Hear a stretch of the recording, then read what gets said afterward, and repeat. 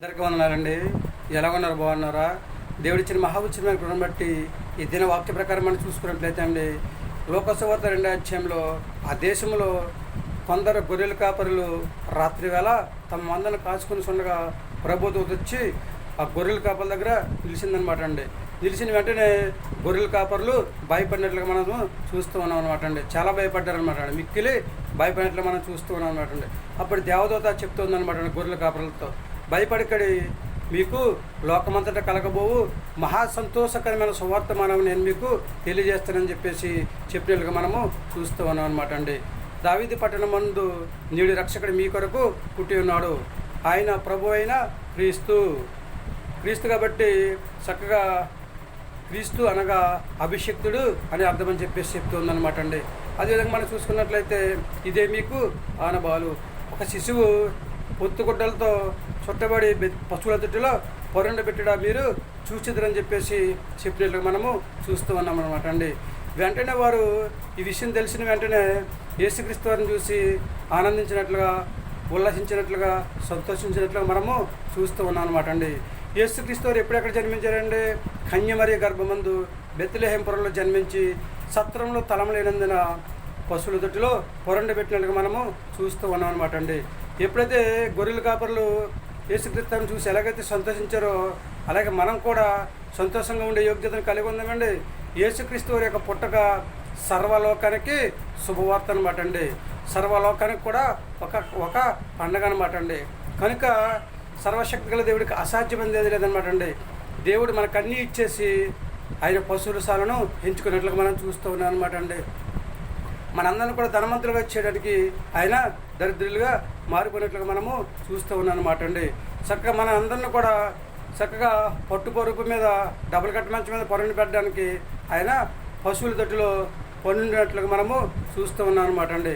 కనుక దేవుడిచ్చిన మహాఉచ్చరమైన కృపను బట్టి మనం యేసుక్రీస్తు వారిని చూసి చక్కగా యేసుక్రీస్తు వారి యొక్క చరిత్రను తెలుసుకుని ఆయన ఎలాగైతే జీవించారో తగ్గించుకుని ఎలాగైతే జీవించారో మనము కూడా తగ్గించుకుని జీవించినట్లయితే దేవుని యొక్క ఆశీర్వాదాన్ని మనము సంపాదించుకునే స్థితిని కలిగి ఉంటాం అనమాట అండి.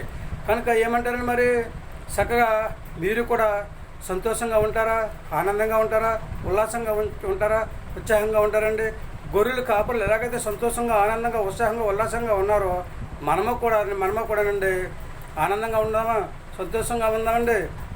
ఏమంటారు? మీ ఆలోచన మీదేనండి.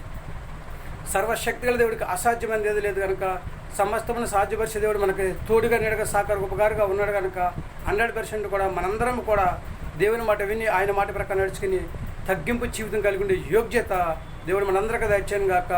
ఆమేన్. తగ్గింపు జీవితం కలిగి ఉందామండి. అది తల్ల వంచండి, చిన్న ప్రార్థించేద్దాం. మహాపరిశుడైన పరలోకపు తండ్రి, నీ ఘనమైన పదం ఎక్కలేని స్తుతిస్తోత్రాలు ప్రభా. సర్వశక్తులు మొట్టమొదటిగా దండిస్తుంది ప్రభా. తండ్రి, నీ జన్మదినాన్ని గురించి దండిస్తోతుంది ప్రభా. చక్కగా గొర్రెల కాపర్లకు తెలియజేస్తారు. నీకు వందనాలు దండిస్తుంది ప్రభా. వాళ్ళు ఎంతో ఆనందించినట్లు మేము చూస్తూ ఉన్నాం. నీకు వందనాలు దండిస్తుంది ప్రభా. అలాగే దాన్ని మేము కూడా దండిస్తుంది ప్రభా. నీ చరిత్ర ఏమి దండిస్తుంది ప్రభా. నీ తండ్రి నీ జన్మదిన దాన్ని వార్తలు విని దండిస్తుంది ప్రభా. మేము కూడా దండిస్తుంది ప్రభా.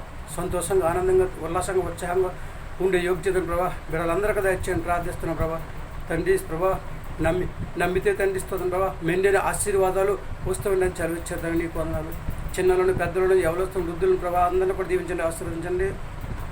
గర్భిణీ శిలను, బాలింతరాలు తండ్రి, అనారోగ్యంతో బాధపరచుకున్న వారిని, సంతానం లేని బిడ్డలను తండ్రిస్తుంది ప్రభా. అలాగే తండ్రి ఈ చిత్త ప్రకారం తండ్రి ఉద్యోగం చేస్తున్న వారిని, వ్యాపారం చేస్తున్న వారిని, వివాహం కోసం ఎదురు చూస్తున్న వారిని, వాహనాలు నడుపుతున్న వారిని, ప్రయాణం చేస్తున్న వారిని, కూలి పని చేస్తున్న వారిని తండ్రి ప్రభా ఇలా వనభయం ప్రతి ఒక్కరిని కూడా దీవించి ఆశీర్వదించి ఎవరికి కావాల్సిన వారు దయచేయని, అందరూ ప్రభు తండ్రి ఆనందంగా ఉండే యోగ్యత దయచేయమని, అందరూ నీ మాట ప్రకారం నడుచుకునే యోగ్యత దయచేయని, మా ప్రార్థనలకించండి. మా అందరికి మంచి ఆరోగ్యం దయచేయమని, మా ప్రార్థనలకించి మా ప్రార్థనలకు ప్రతిఫలం దయచేయండి. మా కొరకు త్వరగాని యేసుక్రీస్తు శ్రేష్టమైన నామములో అడిగి వేడుకుంటున్నాం తండ్రి. ఆమేన్. అందరికీ వందనాలండి. తిరిగి దేవుని ఆశీర్వాదాలు మీకు తోడుకున్నాను గాక. దేవుడు మనం దీవించి ఆశీర్వదించిన గాక.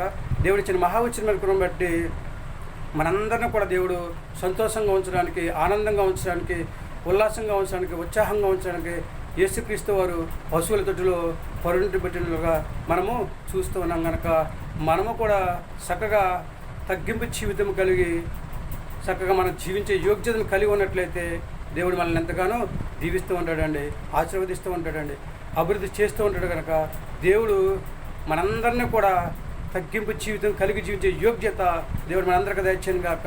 ఆమె ఏమంటారండి? మీ ఆలోచన మీదేనండి.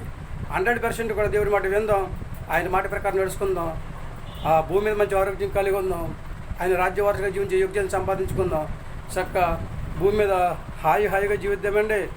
చక్కగా యేసుక్రీస్తు వారి యొక్క జన్మదిన వార్తని విన్న మనం చక్కగా సంతోషంగా ఉందామా, ఆనందంగా ఉందామండి, ఉల్లాసంగా ఉందామా, ఉత్సాహంగా ఉందామా? ఏమంటారు?